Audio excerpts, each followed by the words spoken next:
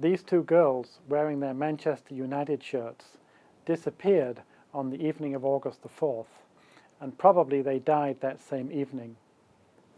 Their bodies were dumped about 30 miles away, but those two bodies weren't found for some time. Now, Huntley, to some extent, gave himself away by his behavior because he assisted with the search, which is all right, but he also asked a lot of questions about the conduct of the investigation, asked questions of police officers and journalists. But while the search for the missing girls was going on, he also took time to clean his house and his car, and he also took his car away to change its tires. Ultimately, Ian Huntley was convicted of their murders and was sentenced to serve life in prison. So how was he convicted? Well, let's look at the timeline. On the 4th of August 2002, in the evening, Holly and Jessica had gone out to buy sweets, and they had never come home. The last witness saw them at about 6:32. They last appeared on CCTV at about the same time.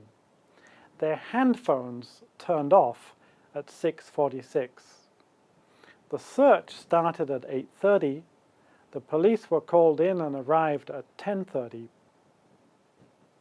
But it wasn't until the 17th of August that their bodies were found. They were found about 30 minutes drive away at a place called Lakenheath, and they were found by someone who was just taking a walk. Someone had attempted to destroy the bodies, and they were partially burned. Now, the partial burning of the bodies made it very difficult to determine the time of death. So the police turned to botanical methods, because when you start a fire in the country, it kills the local plants, which then grow back. And a botanist estimated that the plants that had grown back had been growing for about 13 days. So that gives an approximate time of death, certainly an approximate time of when the bodies were dumped. From the place where the bodies had been dumped, various types of evidence were possible. This place was down the end of a dirt road. So, of course, if a vehicle had passed down the road, there would be tire impressions on the road. And also any soil or material from the road surface would be transferred to that vehicle. Further, the pollen from the plants at that location might also be present on the person or the vehicle. And we've already seen that the regrowth of the plants told something about the timing. Now let's look at the car. Recall that Ian Huntley had very carefully cleaned and washed his car and put on new tires, even though the village was in the middle of a search for two missing girls.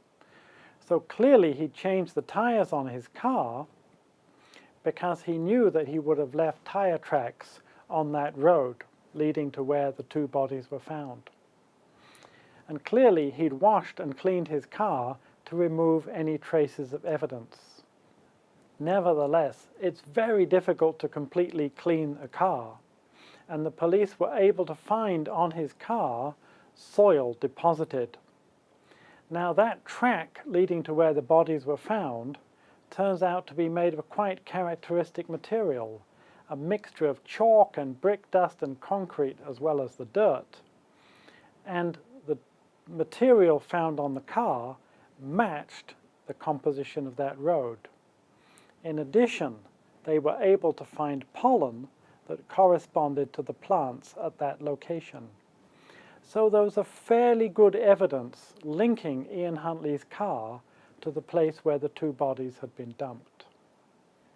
Now, the two girls had been wearing these characteristic Manchester United shirts, and these were found partially burned in a bin in the building in the school where Huntley was the caretaker and the two girls were school kids. Huntley's hairs were found on those clothes. Fibers from his carpet were also found on those clothes. And a bin bag in the bin had his fingerprint on it. And in addition to this, as school caretaker, he had access to that building.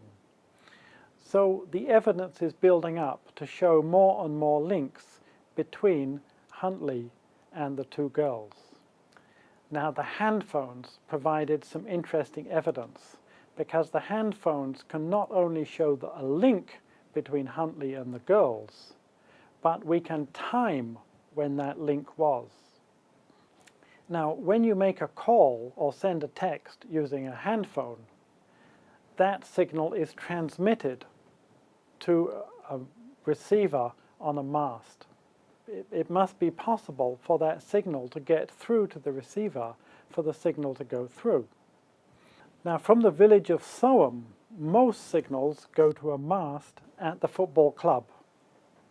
But it's not possible for all signals in the village to go to the football club simply because of the lie of the land. Part of the village, including Ian Huntley's house, send their signals to a mast at the next village of Burwell. So depending on which mast picks up the signal, you can tell which part of the village the signal's being sent from.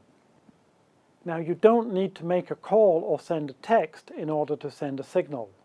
Another action that sends a signal is when you turn off a phone. When you turn off your mobile phone, the phone sends a signal to the network saying that it is disengaging. It's like saying bye-bye. That disengagement signal from the girls' phones was picked up via the Burwell mast at 6:46 p.m.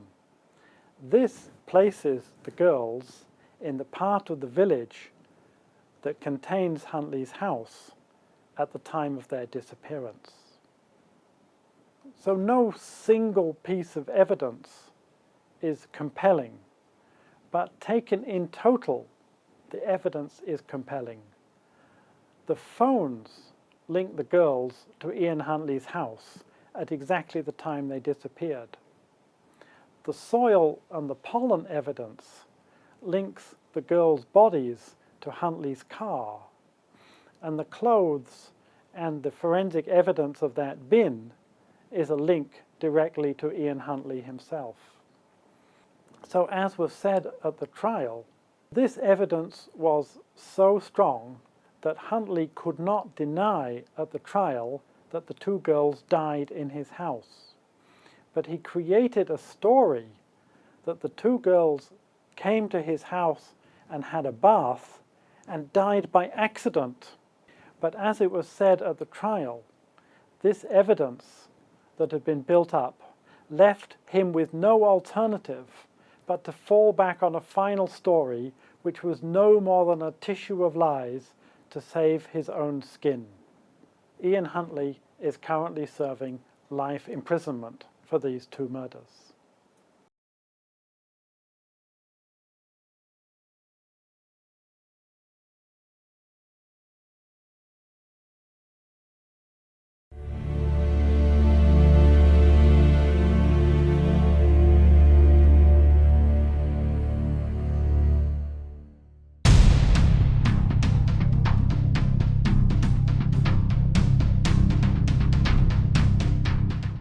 Our last case is a very famous case. It's the case of Dr. Crippen.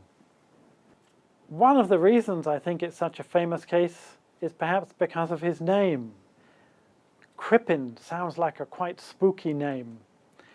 But it turns out that Dr. Crippen was a very nice guy and just about everybody liked him. One of the exceptions, one of the people who didn't like him though, was his wife. Dr. Crippen was married to a lady called Cora. Although Crippen was an American, they'd settled in London.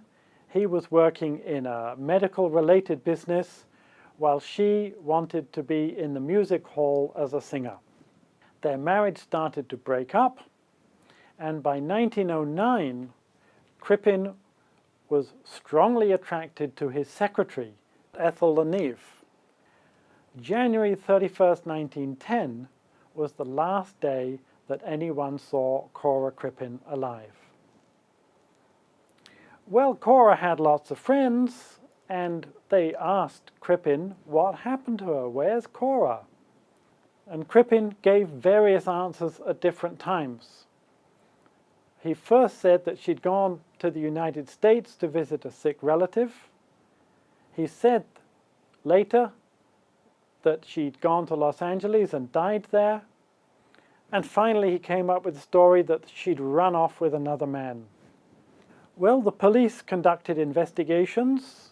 They interviewed Dr. Crippen, and clearly the police involvement rattled him, because soon after, Dr. Crippen and Ethel Leneve disappeared. With their disappearance, the police searched their house, and in the basement, when they dug up the basement floor, they found a grave. The grave contained body parts. So now the hunt was on for Dr. Crippen. It was in all the newspapers. Where is Dr. Crippen?